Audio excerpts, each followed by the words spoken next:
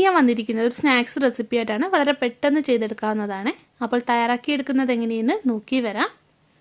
ഈ സ്നാക്സ് ചെയ്യാനായിട്ട് ആദ്യം ഞാനൊരു പാത്രത്തിലേക്ക് 1.5 കപ്പ് വെള്ളം ഒഴിച്ച് കൊടുക്കുകയാണ്. ഇനി ഇതിലേക്ക് നമുക്ക് ആവശ്യത്തിന് ഉപ്പും കൂടി ഇട്ട് കൊടുക്കാം. ഇനി ഈ വെള്ളം നല്ലോണം ഒന്ന് തിളച്ച് വരണം. ഇനി ഒരു പാത്രത്തിലേക്ക് അരിപ്പൊടി ഇട്ട് കൊടുക്കാം.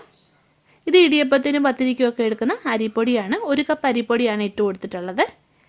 ഇനി ഇതിലേക്ക് നമുക്ക് തിളച്ചുകൊണ്ടിരിക്കുന്ന വെള്ളം ഒഴിച്ചിട്ട് ഇളക്കി കൊടുക്കാം.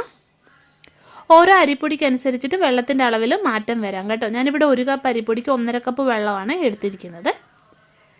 ഇനി ഇത് നമുക്ക് അടച്ചു വയ്ക്കാം. ഇനി ഇതിൻ്റെ ചൂടൊന്ന് ആറി വരുമ്പോൾ നമുക്ക് കുഴച്ചെടുക്കാം. അപ്പോൾ ഇത് ചൂടാറി വന്നിട്ടുണ്ട്. ഇനി ഇത് നമുക്ക് കുഴച്ചെടുക്കാം. ഇനി ഇതൊരു ചെറിയ ചെറിയ ഉരുളകളാക്കിയിട്ട് ഉരുട്ടിയെടുക്കാം. ഈ വലുപ്പത്തിന് ചെറിയ ഉരുളകളായിട്ട് ഉരുട്ടിയെടുക്കുക. ഒരു പ്ലേറ്റിൽ ഞാൻ സ്വല്പം വെളിച്ചെണ്ണ തടവി എടുത്തിട്ടുണ്ട്, ഇത് ഒട്ടിപ്പിടിക്കാതിരിക്കാൻ വേണ്ടിയിട്ട്.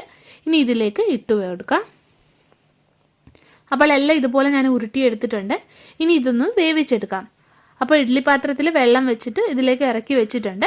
അടച്ചു വെച്ച് നമുക്ക് വേവിച്ചെടുക്കാം. പെട്ടെന്ന് വെന്ത് കിട്ടുവേ. ഇത് വെന്ത് വരുന്ന സമയം കൊണ്ട് നമുക്കൊരു പാത്രത്തിലേക്ക് 1 കപ്പ് ചീകിയ ശർക്കര ഇട്ട് കൊടുക്കാം. ഇനി ഇതിലേക്ക് 1/4 കപ്പ് വെള്ളം കൂടെ ഒഴിച്ചു കൊടുക്കാം. ഇനി ഈ ശർക്കര നല്ലോണം ഒന്ന് ഉരുകി വരട്ടെ.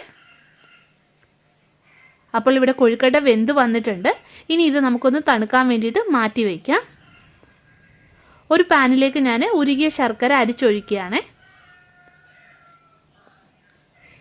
ഈ ശർക്കര ഒന്ന് തിളച്ച് വന്നിട്ടുണ്ട്. കയ്യിലൊട്ടുന്ന പരുവാകുമ്പോൾ ഇതിലേക്ക് 1/2 കപ്പ് തേങ്ങ ഇട്ട് കൊടുക്കാം.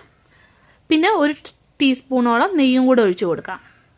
ഇനി ഇതിലേക്ക് നമ്മൾ തയ്യാറാക്കി വെച്ചിരിക്കുന്ന കൊഴുക്കട്ട ഇട്ടിട്ട് നല്ലോണം ഇളക്കിയെടുക്കാം.